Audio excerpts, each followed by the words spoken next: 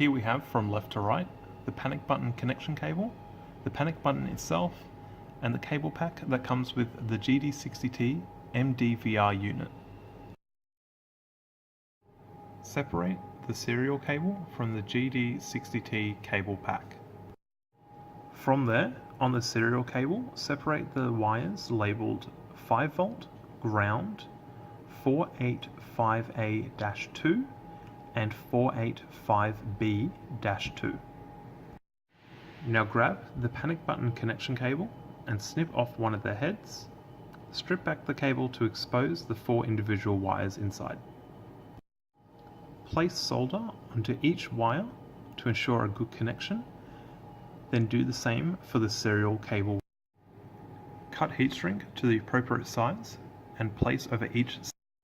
Grab the serial cable and solder the wire labelled 5V to the red wire, ground to the black, 485A-2 to the green, and 485B-2 to the white.